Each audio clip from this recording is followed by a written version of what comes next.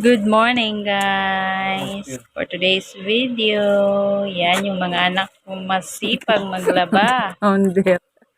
Kasama ang Uy. kanilang papa. Ugi daw siya guys. Yan ang mga masisipag na maglaba. Ang aking dalawang kings. Yan pala guys. Maasahan na talaga yung mga anak ko. Malalaki na sila. Talagang mautusan mo na sila sa mga gawaing bahay. Alam niyo naman, yung paglalaba, araw-araw yan. Kaya yan, tinuturuan ko yung mga anak ko kasi mga lalaki yan eh. Kaya napakasarap sa feeling na silang dalawa ay nagtutulungan.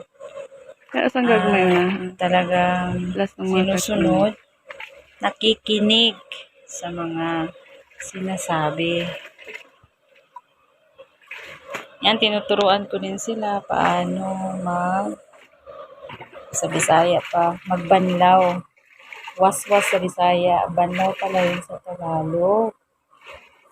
Bilang ina, masaya tayo na may natutunan ng ating mga anak na trabaho. Itong paglalaba ay araw-araw na gawain yan. Kaya mas mabuti na yan. Alam din nila kung paano maglaba. Lalo na ngayon, iba na sa kapanahunan noon sa atin na puro lang yan, gawain sa bahay ang inaatupag. Ngayon, mga bata, gadgets na lahat. Kaya okay lang yan mag-gadgets, maglaro ng phone kapag tapos na sa trabaho.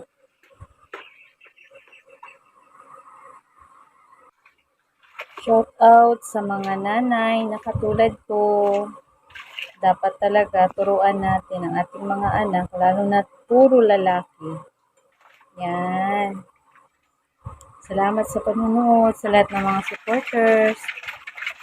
Thank you for watching guys. God bless us all. Sa next na video naman, abangan nyo. Ay, taas naman kayo.